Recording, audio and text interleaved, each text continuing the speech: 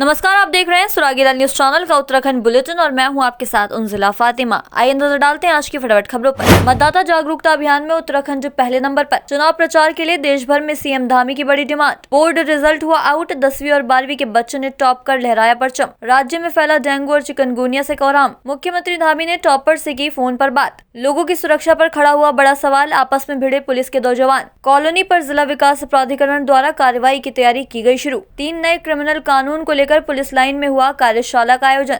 भूरारानी में महिला मित्र पर अभद्र टिप्पणी करने को लेकर 2 पक्षों में हुआ विवाद। कॉर्पोरेट प्रशासन ने 46 जिप्सियों को पार्क में जाने से किया बैन। रामनगर में नेशनल हाईवे पर भूमाफिया द्वारा अवैध रूप से काटे गए बगीचे के मामले में प्रशासन ने कार्रवाई की शुरू। प्रशासन अलर्ट मोड पर ताकि मक्खी मच्छर की वजह से न फैले बीमारी। सारथी फाउंडेशन समिति द्वारा राजकीय प्राथमिक विद्यालय मल्ली बमोरी में छात्रों को कराई गई स्टेशनरी उपलब्ध। पानी की किल्लत न हो, इसके लिए प्रशासन ने की तैयारी पूरी। राजकीय इंटर कॉलेज धौलछीना का रिजल्ट रहा 100%। लोगों में बड़ा आक्रोश, खाली बर्तनों के साथ किया प्रदर्शन।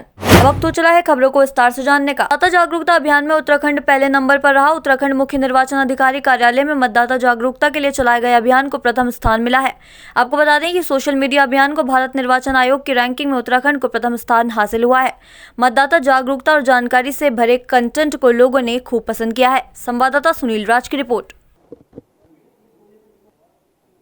चुनाव प्रचार के लिए देश भर में मुख्यमंत्री पुष्कर सिंह धामी की डिमांड बढ़ी है। लोकसभा चुनाव में प्रचार के लिए केंद्रीय नेतृत्व की पहली पसंद मुख्यमंत्री पुष्कर सिंह धामी बने हैं। विभिन्न राज्यों में स्टार प्रचारक की भूमिका में सीएम धामी जनसभाएं कर रहे हैं। दिल्ली, यूपी, पश्चिम बंगाल, तेलंगाना, हैदराबाद समेत विभिन्न राज्यों में प्रचार प्रसार कर चुके हैं सीएम धामी। संवाददाता सुनील राज की रिपोर्ट। उत्तराखंड देवभूमि ऐसी भूमि है जहाँ पर नेतृत्व करने वाला व्यक्ति की सभी राज्यों में प्रशंसा होती है और पुष्कर सिंह धामी जी ने इस बीच में जो ऐतिहासिक और क्रांतिकारी कार्य किए हैं उसकी गूंज पूरे देश के अंदर है। तो स्वाभाविक रूप आता है, चाहे समान नागरिक संहिता का विषय हो, चाहे नकल विरोधी अध्यादेश का विषय हो, जबरन जो भू अतिक्रमण हो रहा था उसको रोकने का विषय हो, एक क्रांतिकारी कदम ही है। और इससे प्रेरित होकर देश भर के अनेकों राज्यों के लोग हमारे माननीय मुख्यमंत्री जी को आमंत्रित कर रहे हैं। अनेकों लोकसभाओं के जो प्रत्याशी उनको निमंत्रण मिला है। कल माननीय रक्षा मंत्री राजनाथ सिंह जी के नामांकन का रहना हुआ। डॉक्टर चटर्जी जी हमारी सह प्रभारी रही हैं, आज उनके नामांकन में है। तो मैं कह सकता हूँ कि पूरे देश के अंदर पुष्कर सिंह धामी जी की डिमांड बढ़ेगी और ये हम सबके लिए गौरव की बात। उत्तराखंड बोर्ड ने 10वीं और 12वीं के रिजल्ट जारी कर दिए हैं, जिसमें पिथौरागढ़ की प्रियांशी रावत ने टॉप किया है। तो वहीं इस मौके पर महानिदेशक शिक्षा बंशीधर तिवारी ने अच्छा प्रदर्शन करने वाले छात्रों और स्कूलों के प्रधानाचार्य से फोन पर बात की और बधाई दी। संवाददाता सुनील राज की रिपोर्ट। नहीं, देखिए, बोर्ड परीक्षा की तैयारियों के सिलसिले में हम लोगों ने जो मॉडल प्रश्न पत्र है अभी बच्चों को दिए थे, शिक्षकों के द्वारा निश्चित रूप से मैं कहूँगा बेहतर प्रयास किया गया और उसके परिणाम अच्छे रहे। गत वर्ष की तुलना में हाई स्कूल की बात करें तो 10%, इंटरमीडिएट का 5% रिजल्ट अच्छा है और ये छात्रों की मेहनत, शिक्षकों की मेहनत है। मैं सभी को बधाई देता हूँ। इसी तरह आगे हम लोग मिलकर प्रयास करेंगे और बच्चों के उज्ज्वल भविष्य के लिए शिक्षा विभाग और समस्त शिक्षकगण मिलकर के काम करें। राज्य में डेंगू व चिकनगुनिया के मरीजों को देखते हुए उनकी रोकथाम व उपचार के लिए स्वास्थ्य विभाग ने सभी जिलों को गाइडलाइन जारी की है। जिलाधिकारियों व सीएमओ को 20 महत्वपूर्ण बिंदुओं की गाइडलाइन जारी की गई है। वहीं सचिव स्वास्थ्य डॉक्टर आर राजेश कुमार लगातार डेंगू व चिकनगुनिया रोकथाम के लिए लगातार समीक्षा बैठकें कर रहे हैं। संवाददाता सुनील राज की रिपोर्ट। नगर निगम की बात आपने कही तो उनके लिए भी अलग से हमने इंस्ट्रक्शंस जारी कर दिए हैं और उनको फॉगिंग इत्यादि एक्टिविटीज़ कंटिन्यू करने के लिए भी हमें नसीहत दी है।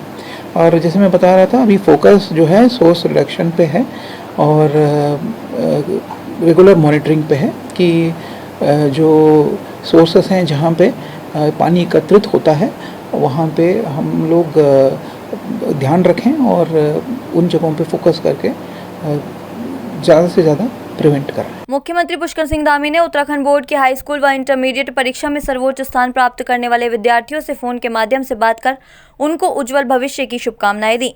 ये उत्कृष्ट परीक्षा फल इन बच्चों के अथक परिश्रम, समर्पण एवं प्रतिबद्धता को परिलक्षित कर रहा है। संवाददाता सुनील राज की रिपोर्ट। सब टीचर्स को सबको मेरी तरफ से बहुत शुभकामनाएं कहना, ठीक है। मेरी बहुत बधाई आपको, मेरी कंचन आपको बहुत बहुत बधाई। प्रणाम, कैसे हो? अच्छे हो? पुलिस को लोगों की सुरक्षा के लिए तैनात किया जाता है, लेकिन अब जनपद उधम सिंह नगर जिला मुख्यालय रुद्रपुर के 31वीं वाहिनी पीएससी के 2 जवान आपस में ही भिड़ गए। इस आपसी लड़ाई में एक सिपाही को गंभीर चोटें आई हैं और दूसरे पुलिसकर्मी पर मुकदमा दर्ज किया गया है। संवाददाता दुर्गेश तिवारी की रिपोर्ट। ये कल रात की घटना है। इसमें 2 जो कर्मचारी हैं उनके मध्य आपस में झगड़ा हुआ था। उसमें एक व्यक्ति के द्वारा दूसरे पर जानलेवा हमला किया गया था। उसमें हमने सुसंगत धाराओं में अभियोग पंजीकृत कर लिया है और इसमें जो दोषी व्यक्ति है उसके विरुद्ध कार्रवाई हम लोग करेंगे और इस प्रकार की जो है इंडिसिप्लिन और आपराधिक कृत्य है उस पर हम लोग कड़ी कार्रवाई करेंगे। उधम सिंह नगर जिले में कॉलोनियों पर जिला विकास प्राधिकरण के द्वारा कार्रवाई करने की तैयारी शुरू कर दी गई है। जिला विकास प्राधिकरण के सचिव अभिषेक रोहेला ने बताया, आदर्श आचार संहिता के चलते टीम के द्वारा कम कार्रवाई की गई, लेकिन अब लोकसभा चुनाव का मतदान बीत जाने के बाद टीम को फिर से जिम्मेदारी सौंपकर अवैध कॉलोनियों के खिलाफ कार्रवाई के लिए लगाया जा रहा है। जल्दी अवैध कॉलोनी पर सील और ध्वस्तीकरण की कार्रवाई की जाएगी। साथ ही उन्होंने बताया, समय समय पर अवैध कॉलोनी पर जिला विकास प्राधिकरण के द्वारा नोटिस देने के साथ ही कॉलोनी को सील करने और ध्वस्तीकरण की कार्रवाई भी की जाती रही है और आगे भी इस तरह से कार्रवाई जारी रहेगी। संवाददाता दुर्गेश तिवारी की रिपोर्ट। जो अवैध निर्माण है या अवैध कॉलोनियों का विकास है उसको रोकने के लिए जिला विकास प्राधिकरण उधम सिंह नगर प्रतिबद्ध है और इसके लिए लगातार जो हमारे अभियंता हैं वो फील्ड में निरीक्षण करते हैं। जहाँ कहीं भी ऐसे प्रकरण प्राप्त होते हैं, जानकारी मिलती है या शिकायत मिलती है, उन पे तत्काल चालान करने की और सुनवाई का युक्त अवसर देते हुए उनके विरुद्ध अग्रिम जो कार्रवाई होती है town and country planning act के अंतर्गत उसको किया जाता है और बीच बीच में इन्हीं अवैध निर्माण के विरुद्ध ध्वस्तीकरण की कार्रवाई भी की जाती है। चाहे तो एक साथ होनी चाहिए, सब लोग एक साथ बैठना ही नहीं चाहते। पापा, ट्राई दिस। लो, सब लपक लिए।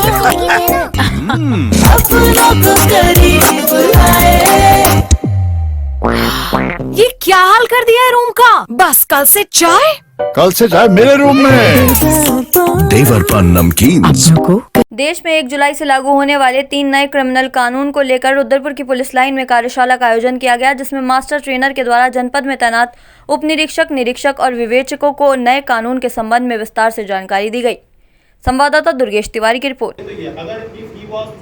ये बेसिकली 1 जुलाई 2024 से जो नए कानून हैं जो आईपीसी, सीआरपीसी और एविडेंस एक्ट उनको रिप्लेस करेंगे, जिसमें भारतीय न्याय संहिता और भारतीय नागरिक सुरक्षा संहिता और भारतीय साक्ष्य अधिनियम ये ऐड हो रहे हैं। तो इन्हीं के संबंध में जो है सब इंस्पेक्टर और जो भी विवेचक हैं उनकी ट्रेनिंग दी जा रही है, इंक्लूडिंग ऑफिसर्स। और इसमें पुलिस मुख्यालय में जो हमारा ट्रेनिंग डिपार्टमेंट है वहाँ से हम लोगों को एक्सपर्ट फैकल्टी वहाँ पे मिली है, मास्टर ट्रेनर्स मिले हैं और हम लोग ये सेशन जो है ये 4 सीरीज़ में हम लोग ये कराएंगे और ये ट्रेनिंग लगातार अभी जारी रहेगी जब तक ये लोग कॉन्फिडेंस नहीं हो जाते। और ये फर्स्ट फेज़ है, इसके बाद इनकी और भी रीइंफोर्समेंट वाली भी ट्रेनिंग कराई। रुद्रपुर कोतवाली क्षेत्र के भूरारानी में महिला मित्र पर अभद्र टिप्पणी करने को लेकर 2 पक्षों में विवाद हो गया। एक पक्ष के द्वारा दूसरे पक्ष पर तमंचे से फायरिंग कर दी गई। रुद्रपुर कोतवाली पुलिस को दी गई तहरीर के आधार पर रुद्रपुर के एसपी सिटी मनोज कत्याल ने बताया है, पूरे मामले की जांच की जा रही है और जांच के बाद आरोपी को गिरफ्तार किया जाएगा। संवाददाता दुर्गेश तिवारी की रिपोर्ट। हाँ, ये रात एक कोतवाली रुद्रपुर क्षेत्र में फायरिंग की सूचना मिली थी, उस पर पुलिस मौके पे गई थी और उसकी जांच हम लोग कर रहे हैं। फिलहाल इसमें किसी भी पक्ष के द्वारा कोई तहरीर नहीं दी गई है और जो भी इसमें फैक्ट्स आते हैं उसके हिसाब से इसमें कार्रवाई की। विश्व प्रसिद्ध जिम कॉर्बेट नेशनल पार्क में पर्यटकों को सफारी पर ले जाने वाली 46 जिप्सियों को कॉर्बेट प्रशासन ने तेज गति से वाहन चलाने पर पर्यटकों की सुरक्षा के मद्देनजर पार्क में जाने से बैन किया है। कॉर्बेट प्रशासन पर्यटकों की सुरक्षा को लेकर नियमों का पालन न करने पर जंगल में सफारी के दौरान ओवर स्पीडिंग जिप्सी वाहन चलाने पर पार्क प्रशासन ने 46 जिप्सियों को 7 से 15 दिनों के लिए पार्क में जाने से बैन कर दिया है। संवाददाता राजीव अग्रवाल की रिपोर्ट। देखिए, कॉर्बेट टाइगर रिजर्व में नियंत्रित पर्यटन संचालन के लिए जिप्सियों का प्रयोग होता है। इन जिप्सीज पे अभी हमारे द्वारा जीपीएस लगाए गए हैं ताकि ओवर स्पीडिंग और ये कंजेशन जो होता है इसको नियंत्रित किया जा सके। इसी क्रम में कुछ जिप्सीज ओवर स्पीडिंग की जो स्पीड है 20 किलोमीटर पर आवर इससे ऊपर पाई गई है, तो उनको बैन किया गया है। 7 दिन से 15 दिन के बीच में, अधिकतम 15 दिन और मिनिमम इनको 7 दिन के लिए बैन किया गया है। ये अराउंड 46 जिप्सीज हैं जिनको बैन किया गया है। रामनगर विकासखंड के अंतर्गत कुछ गांवों को प्रदेश के पूर्व मुख्यमंत्री नारायण दत्त तिवारी द्वारा फल पट्टी क्षेत्र घोषित किया गया था। इसके बाद से इन क्षेत्रों में फलदार पेड़ों का काटा जाना पूरी तरह से प्रतिबंधित था, तो वहां लगातार सभी नियमों को ताक पर रखकर भूमाफियाओं द्वारा अवैध रूप से खुलेआम फलदार वृक्षों का कटान किया जा रहा है।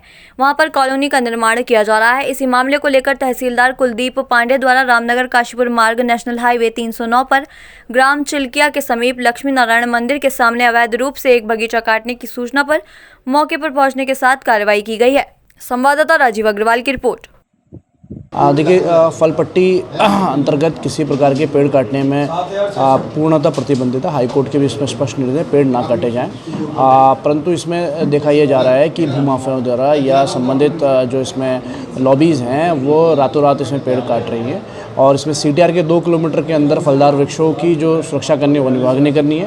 उसके अतिरिक्त अगर CTR के 2 किलोमीटर के बाहर के यदि कोई फल पट्टी रेंज है तो उसमें उसकी जो सुरक्षा करनी है उद्यान विभाग के द्वारा की जानी है। हमको जैसे ही 29 तारीख को सूचना प्राप्त हुई, तत्काल मौके पर मैं नायब तहसीलदार रामनगर एवं राजस्व निरीक्षक आरिफ के साथ हम तत्काल साइट को मूव करें और देखा गया कि वहाँ पर कुछ पेड़ आम के और लीची के कटे हुए पाए गए, जिसमें तत्काल मौके से ही उद्यान अधिकारी को सूचित किया गया। वो उनके द्वारा संबंधित पक्षकार को और नोटिस भी प्रेषित किया गया है। समय समय में यदि किसी के द्वारा ऐसी कार्रवाई की जाएगी तो उस पर दंडात्मक कार्रवाई अमल में लाई जाएगी। मानसून में फैलने वाली बीमारियां डेंगू, मलेरिया सहित मक्खी मच्छर जनित रोगों के चलते आम जनता को जूझना पड़ता है, लेकिन इस बार पड़ रही भीषण गर्मी के चलते अभी से शहर में मक्खी और मच्छर पनपने लगे हैं, जिसके चलते नगर निगम और स्वास्थ्य विभाग ने कमर कस ली है और शहर बीमारी मुक्त रहे इसके लिए प्लान तैयार किया है।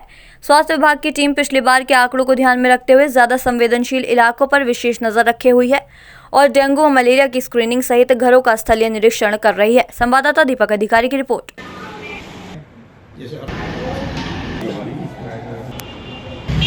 देखिए, ये जो बीमारियां हैं ये मेनली बरसात होने के बाद होती हैं, क्योंकि जब पानी इकट्ठा होने लगता है मच्छर के लार्वा पैदा होते हैं, मच्छर बनते हैं तो बीमारियां फैलती हैं। लेकिन हमारे द्वारा इसकी तैयारियां पहले से ही कर ली है। वर्तमान में भी हमारे द्वारा वार्ड 1 से और वार्ड 60 में मतलब एक रूटीन में हम फॉगिंग कर रहे हैं। जहाँ जहाँ से हमें शिकायत मिल रही है हम वहाँ पर ही फॉगिंग कर रहे हैं। लेकिन वर्तमान में अभी तक कोई भी ना तो डेंगू का कोई केस मिला है ना कोई चिकनगुनिया का मिला है। हमें जिले में आज इस वर्ष में कोई भी केस अभी तक नहीं निकला है, कहीं से डेंगू का भी नहीं निकला। जो हमारे संवेदनशील क्षेत्र हैं जहाँ पे हमारे पहले में काफ़ी केस निकले हुए हैं, वहाँ पे जो हमारा जिले का जो हमारा जो डिपार्टमेंट होता है मलेरिया वाला, उसके जो एंटोमोलॉजिस्ट होते हैं वो उन जगहों में जा रहे हैं। वहाँ जाके घर घर में जाके वहाँ पानी की जांच कर रहे हैं, लार्वा देख रहे हैं। लेकिन सबसे अच्छी बात अभी यह है कि वर्तमान में उनके द्वारा करीब करीब 500-600 घर 3-4 दिन में देखे गए हैं, जिसमें कहीं पर भी कोई लार्वा नहीं मिला। अभी 2 दिन पूर्व ही हमारे राज्य से लेटर आया है अलर्ट का, ये चिकनगुनिया, मलेरिया, डेंगू के लिए। जैसा कि हमको पता है हर साल की तरह इस बार भी जो है हम लोग पूरी तैयारी में जुटे हैं। इस संबंध में हमारे जो DSO हैं, डिस्ट्रिक्ट सर्वेलेंस अफसर डॉक्टर मनोज कांडपाल, और उनकी जितनी टीमें हैं उन टीमों को हमने पूरे क्षेत्र में लगा रखा है। और आज ही जितनी हमारी इकाइयाँ हैं उन इकाइयों को हम डेंगू, मलेरिया, चिकनगुनिया, टाइफाइड और ये हैजा जो ये फैलता है पानी, दूषित पानी के कारण, इसके लिए संबंध में सभी इकाइयों को हमने आज पत्र भेज रहे हैं। इसके अलावा जो IDSP की टीम हमारी जो नैनीताल में थी, उसको जो 3 दिन वहाँ बैठती थी, 3 दिन यहाँ नीचे तराई में रहती थी, तो उसको लगातार हम इसी क्षेत्र में बनाए रखने के लिए वो आदेश भी आज हमने जारी कर दिए हैं। इसके अलावा सोर्स रिडक्शन हो गया और पानी उबाल के पीने के लिए हो गया, और जितनी ये मच्छरदानी वगैरह है ये सब चीज़ खरीदारी हो गया, और प्राइसिम का छिड़काव हो गया। मलेरिया की पैसिव साइट और एक्टिव साइट इनको बनाने के लिए जितनी आशा कार्य करती हैं उनको पूरा प्रशिक्षण दिया जा चुका है। तो इस संबंध में हमारी पूरी कार्रवाई चल रही है। सर, कुछ संचालित क्षेत्र भी आपने ऐसे चिन्हित किए हैं जहाँ पर मलेरिया और इसको होने की संभावना ज़्यादा है? ये अच्छा क्वेश्चन आपने पूछा। जैसे कि हर साल का हमारे पास जो डाटा है, ये लाल कुआं वाला क्षेत्र हो गया और कालाडूंगी क्षेत्र हो गया और रामनगर वाला क्षेत्र हो गया तराई का, ये काफ़ी संवेदनशील क्षेत्र है। इस क्षेत्र में हम विशेष तैयारियाँ रखेंगे। विगत वर्ष भी हमारा काफ़ी कंट्रोल में रहा है, लेकिन इस बार भी गर्मी काफ़ी होने लगी है और बारिश का मौसम भी शुरू होने वाला कुछ दिनों के बाद, तो हम लोग इस क्षेत्र में विशेष ध्यान देंगे। गुड नेम, मेरा नाम डॉक्टर नवीन चंद तिवारी है, मैं एडिशनल CMO NHM नैनीताल। सारथी फाउंडेशन समिति द्वारा राजकीय प्राथमिक विद्यालय मल्ली बमोरी में कक्षा 1 से 5 तक अध्ययनरत छात्रों को स्टेशनरी उपलब्ध कराई गई। संस्था के सदस्यों ने बताया कि नए सत्र पर स्कूली बच्चों को कॉपी, स्टेशनरी आदि बांटी गई ताकि कोई भी छात्र शिक्षा के अभाव में न रहे। अपने संबोधन में संस्थापक सदस्य ज्ञानेंद्र जोशी ने कहा कि शिक्षा वह नींव है जिस पर हम अपने भविष्य का निर्माण करते हैं। इस मौके पर तमाम लोग मौजूद रहे। संवाददाता दीपक अधिकारी की रिपोर्ट। मैं चंपा पुरोहित, राजकीय प्राथमिक विद्यालय बमोरी की प्रधानाध्यापिका। मेरे यहाँ पर कुल छात्र संख्या 33 है। आज सारथी फाउंडेशन द्वारा सभी बच्चों को शिक्षा के प्रति जो हमारा जो बच्चे का ये स्टेशनरी है वो वितरित किया गया। हमेशा सारथी फाउंडेशन का हमारे विद्यालय के प्रति रुझान रहता है। आज बच्चा मतलब काफ़ी हद तक डिजिटल एजुकेशन से जुड़ा हुआ है, लेकिन हमें जो अपना ऑफलाइन शिक्षा देनी होती है उसके माध्यम से बच्चा ज़्यादा अच्छा सीखता है, क्योंकि उसी चीज़ को बच्चा दोबारा पूछ सकता है। इसलिए ऑफलाइन होना भी बहुत ज़रूरी है कि बहुत छोटे बच्चे हैं जिनके घर में व्यवस्थाएं नहीं हैं। इस तरह के बच्चे गरीब तबके के बच्चे हैं, जो चीज़ें इनके घर में नहीं हैं, इसलिए इनको ऑफलाइन से ही हर चीज़ की सुविधाएँ मिलती हैं। Thank you. शिक्षा, रोजगार, पर्यावरण के क्षेत्र में निरंतर कार्य किया जाता है। उसी क्रम में शिक्षा के क्षेत्र में आज फाउंडेशन के द्वारा स्कूली बच्चों को शिक्षण सामग्री वितरित की गई है। स्टेशनरी, कॉपीज़ और उनके पेंट वगैरह सभी कुछ बच्चों को आज दिया गया है। ऐसे ही कार्यक्रम एक प्रयास है संस्था का निरंतर। इससे पहले भी संस्था के द्वारा कई ऐसे कार्य निरंतर किए जा रहे हैं और उसी क्रम में आज इस कार्य को भी किया गया है। मैं नवीन पंत, और अभी इसमें संस्था के द्वारा डिजिटल शिक्षा के क्षेत्र में भी एक प्रयास जारी है, जो बहुत जल्दी निरंतर उन स्कूलों तक पहुंचना हमारा लक्ष्य है। आज जो आप ये कार्यक्रम देख रहे हैं, ऐसे ही कार्यक्रम आपको अभी अन्य स्कूलों तक भी सारथी फाउंडेशन पहुंचा हुआ मिलेगा। धन्यवाद। हर वर्ष की भांति इस वर्ष भी सारथी परिवार शिक्षा के क्षेत्र में कार्य कर रहा है। आज हमने बमोरी का स्कूल ले रखा है, जहां पर शिक्षा की सभी वस्तुएं उनको उपलब्ध करवाई गई है। हम आगे भी इस तरह शिक्षा के क्षेत्र में काम करेंगे। अब समय डिजिटल का है, तो उसको भी ध्यान में रखते हुए हम उस क्षेत्र में भी काम करेंगे। सारथी फाउंडेशन समिति 2021 से लगातार शिक्षा, रोजगार, पर्यावरण के क्षेत्र में काम कर रही है। हम शिक्षा के क्षेत्र में जो कार्य करने का हमारा मेन उद्देश्य है कि शहरी क्षेत्र में कोरोना काल में आप लोगों ने इसे देखा होगा कि जो शहरी क्षेत्र के लोग थे वो तो अपना बच्चों को मोबाइल के थ्रू पढ़ा पा रहे थे, डिजिटल शिक्षा से पढ़ा पा रहे थे, लेकिन ग्रामीण क्षेत्रों में नहीं पढ़ा पा रहे थे। उसी उद्देश्य को हमने आगे बढ़ाते हुए हमारा ये उद्देश्य है कि ग्रामीण क्षेत्रों में किस हिसाब से डिजिटल शिक्षा को बढ़ाया जा सकते। तो हम लोगों का विचार है कि अभी हम ग्रामीण क्षेत्रों में जो छोटे छोटे बच्चे हैं, जहाँ पर स्कूल है वहाँ पर प्रोजेक्टर है या LED है या और जो अपने इलेक्ट्रॉनिक डिवाइस के माध्यम से हम लोग ग्रामीण क्षेत्रों में जाएंगे और ग्रामीण क्षेत्रों में उन बच्चों को जहाँ तक की पहुँच नहीं है, तो सरकार की पहुँच लिमिटेड होती है, तो इसलिए हम लोग ग्रामीण क्षेत्रों में जाके उन बच्चों को डिजिटल की तरफ को लाएंगे। और उसमें डिजिटल के अंदर भी हम दो शिक्षा की बात कर रहे हैं। एक तो बच्चों के डिजिटल शिक्षा की बात कर रहे हैं और दूसरा क्या है कि हम लोग जो है जो डिजिटल एजुकेशन जिससे ग्रामीण लोगों को भी फायदा हो, डिजिटल तरीका और डिजिटल ट्रांजैक्शन है। डिजिटल दूसरा ज्ञानेंद्र जोशी। चाहे तो एक साथ होनी चाहिए, सब लोग एक साथ बैठना ही नहीं चाहते। पापा, try this. लो, सब लपक लिए।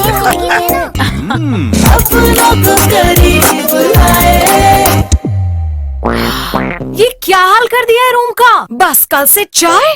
कल से चाय मेरे रूम में। देवर पान नमकीन।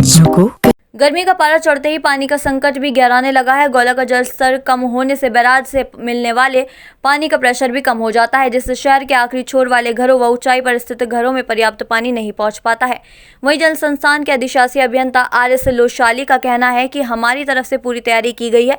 पानी के टैंकर, नलकूप आदि व्यवस्थाएं एकदम दुरुस्त रखी गई हैं। संवाददाता दीपक अधिकारी की रिपोर्ट।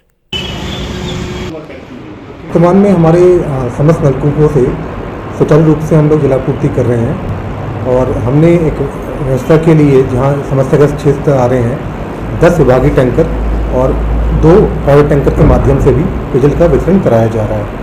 और साथ ही जो नलकूप है उनमें अगर मोटर पंप में खराबी आती है तो स्पेयर पंप की व्यवस्था भी कर ली गई है। जो 35 mld की हमारी क्षमता है प्लांट की, तो वर्तमान में हमें बैराज से उसके अनुरूप पर्याप्त पानी मिल रहा है वहाँ पे भी। और जैसे जो हमारे इस हल्द्वानी महानगर में कुछ मोहल्ले ऐसे हैं जहाँ के टेल एंड के जो क्षेत्र हैं वहाँ जिसमें तुम्हें समस्या आती है पानी की, तो हम लोग उन पे रोस्टिंग की व्यवस्था भी कर रहे हैं। साथ में जहाँ अत्यधिक समस्या आ रही है टैंकर से भी पेयजल उपलब्ध कराया जा रहा है। ट्यूबवेल वर्तमान में हमारे जल संस्थान के निरीक्षण में चालू स्थिति में है।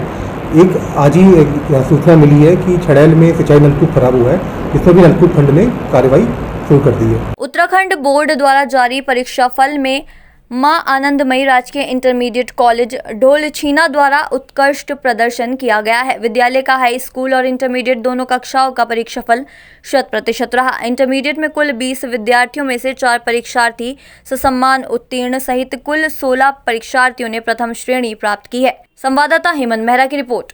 गर्मी बढ़ने के साथ साथ लोहाघाट नगर में पेयजल किल्लत बढ़ती जा रही है। जल संस्थान के द्वारा 3 से 4 दिन में लोगों को मात्र 20 से 30 मिनट पानी दिया जा रहा है।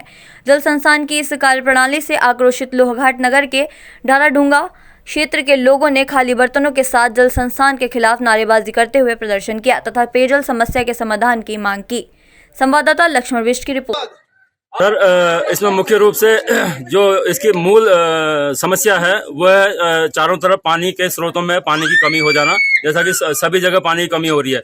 जैसा कि आपको पता ही है, लोहाघाट में बहुत ज़्यादा जनता है, पॉपुलेशन ज़्यादा है, तो यहाँ बिना किसी बड़ी योजना के समस्या का समाधान नहीं हो सकता है। या तो ऊपर वाला ही मेहरबान हो, लगातार बारिश होते रहे क्षेत्र में, जबकि ऐसा नहीं हो रहा है। तो बड़ी नदियों से जब तक बड़ी योजना नहीं बनेगी इसका समाधान नहीं हो सकता है।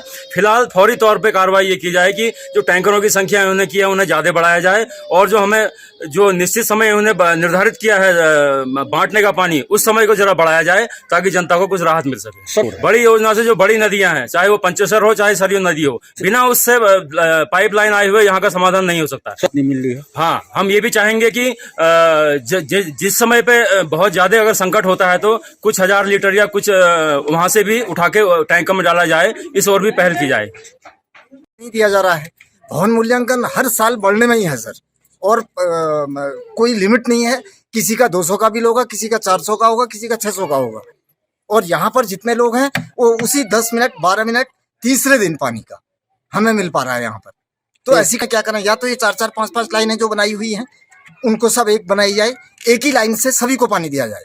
और कल को आक्रोश शुरू हो जाएगा अगर सभी लाइनें एक हो जाएंगी और इकट्ठे आदमी यहाँ पर खुद दिख जाएंगे प्रशासन को। तो मैं 10-10 12 मिनट पानी देकर के बंद कर दिया जाता है सर तीसरे दिन। तो चाहेंगे कि इसकी तत्काल यहाँ पर सुविधा दी जाए, और जो भी लाइनें, जितनी भी लाइनें हैं उनमें उतने मिनट सबका निर्धारित किया जाए। अगर यहाँ 3-4 लाइनें हैं तो उनको बराबर पानी बांटा जाए। आपने बाल्टियां वगैरह भी सामने देखी होंगी। अगर पानी आता तो हम इधर गधे भैंस के जैसे आते क्यों इधर? तो जल संस्थान तो सेकेंडरी चीज है सर। पहले यहाँ जो मेन आदमी यहाँ जिसके पास रिस्पॉन्सिबिलिटी है वो अपनी रिस्पॉन्सिबिलिटी क्यों नहीं निभा रहे? मतलब आपका ये सारा सरकार की ओर है। तो क्या कहना चाहेंगे? सरकार को पहले तो खुद ही देखना चाहिए पानी क्यों नहीं आ रहा करके। लोग सब त्राहिमाम करके परेशान है इधर, और नौले वगैरह सब सूख गए हैं। सरकार का क्या कृत्रिम व्यवस्था करते हैं, 2 फीट की बोरिंग बढ़ा देंगे, फिर चले जाएंगे। अगले साल फिर बजट आएगा 4 फीट और बढ़ा देंगे। इसका परमानेंट हल चाहिए। आज के लिए बस इतना ही। ऐसी अन्य खबरों के लिए जुड़े रहिए सुरागी लाल न्यूज चैनल के साथ। धन्यवाद।